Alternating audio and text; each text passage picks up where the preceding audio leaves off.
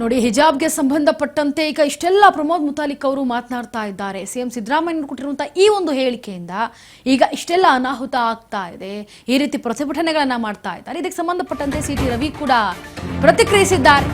ಹಿಜಾಬ್ಗೆ ಅನುಮತಿ ಸರ್ಕಾರದ ವಿರುದ್ಧವಾಗಿ ಈಗ ಬಿಜೆಪಿ ನಾಯಕರುಗಳು ಒಬ್ಬೊಬ್ಬರಾಗಿ ಕಿಡಿಕಾರ್ತಾ ಇದ್ದಾರೆ.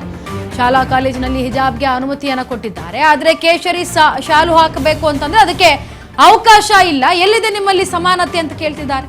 ಕೇಸರಿ ಯೂನಿಫಾರ್ಮ್ ಅನ್ನ ಮಾಡ್ಕೊಳ್ತೇವೆ ನಾವು, ಅದನ್ನ ನೀವು ಒಪ್ಕೊಳ್ತೀರಾ ಅಂತ ಕೇಳ್ತಿದ್ದಾರೆ.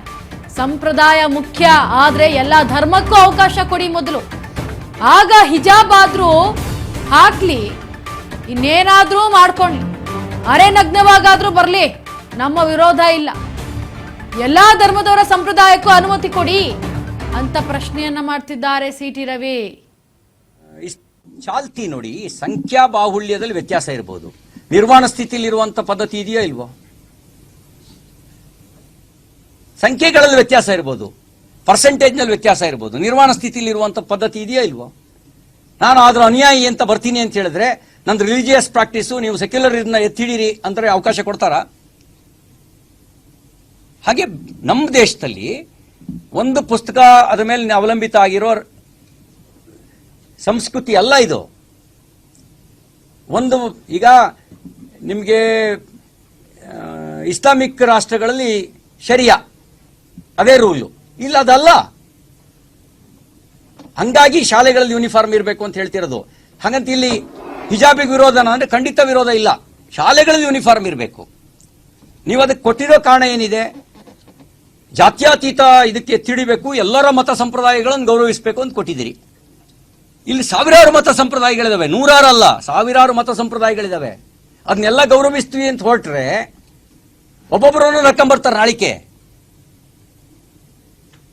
ನಾನೇನು ಹಾಕೊಂಡ್ ಬರಲ್ಲ ಅಂತ ಬರ್ತಾರೆ. ಅವಾಗ ಏನ್ ಮಾಡ್ತೀರಿ ನೀವು? ಅದಕ್ಕೆ ಬುದ್ಧಿಗೇಡಿಗಳ ತರ ವರ್ತನೆ ಮಾಡಬೇಡಿ, ವಾಪಸ್ ತಗೊಳ್ಳಿ. ನಿಮ್ಮ ಶಿಕ್ಷಣ ಸಚಿವರಿಗೆ ಎಷ್ಟು ಬುದ್ಧಿ ಇದೆಯೋ ನಂಗೆ ಗೊತ್ತಿಲ್ಲ, ನಿಮ್ಗಾದ್ರೂ ಬುದ್ಧಿ ಇದೆ ಅಂತ ಅನ್ಕೊಂಡಿದ್ದೆ ನಾನು. ನಿಮ್ ಬುದ್ಧಿನೂ ಕೂಡ ಆ ಬ್ಲಾಕ್ ಮೇಲ್ ಮಾಡೋರಿಗೆ ಒತ್ತೆ ಇಟ್ಬಿಟ್ಟಿದ್ದೀರಲ್ಲ, ಅವ್ರ ಬೆದರಿಕೆಗೆ ಮಣದು ಬಿಟ್ಟಿದ್ದೀರಲ್ಲ. ನಿಮಗೆ ಥ್ರೆಟ್ ಅಂತ ಅನ್ಸ್ಬಿಡ್ತು. ನಿಮ್ಗೆ ಏನ್ ಅನ್ಸ್ಬಿಡ್ತು ಅಂದ್ರೆ ಇದು ಥ್ರೆಟ್ಟು, ಇದು ಹಿಂಗೆ ಬಿಟ್ರೆ ದಾವಣಗೆರೆ ಆಗಿದ್ದು ಎಲ್ಲ ಕಡೆದು ಆಗ್ಬಿಡುತ್ತೆ, ಅದಕ್ಕೆ ನಾವು ಏನಾದ್ರು ಮಾಡಿ ಅವ್ರನ್ನ ಇಡಿಯಾಗಿ ಉಳಿಸ್ಕೊಬೇಕು, ಹಿಂದೂಗಳನ್ನ ಹೆಂಗು ಹೊಡಿಬಹುದು, ಜಾತಿಯ ಹೆಸರಲ್ಲಿ ಹೊಡಿಬಹುದು, ಸಂಪ್ರದಾಯದ ಹೆಸರುಗಳು ಹೊಡಿಬಹುದು, ಬೇರೆ ಬೇರೆ ಹೆಸರುಗಳಲ್ಲಿ ಹೊಡಿಬಹುದು ಅನ್ನೋ ತಾನೇ ನಿಮ್ ಸಂಚು.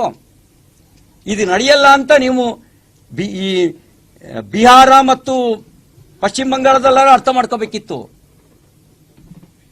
ಅತಿಯಾಗಿ ಮಾಡಿದ್ರು ಒಟ್ಟಾಗ್ತಾರೆ ಹಿಂದೂಗಳು ಅನ್ನೋದು ನಿಮಗೆ ಅದೊಂದು ಮೆಸೇಜ್. ಅದು ಪಶ್ಚಿಮ ಬಂಗಾಳದ್ದು ನೀವು ಅತಿಯಾಗಿ ಮಾಡಿದ್ರಿಂದಲೇ ಅವರು ಒಟ್ಟಾಗಿ ಬಿಜೆಪಿಗೆ ಓಟ್ ಹಾಕಿದ್ದು.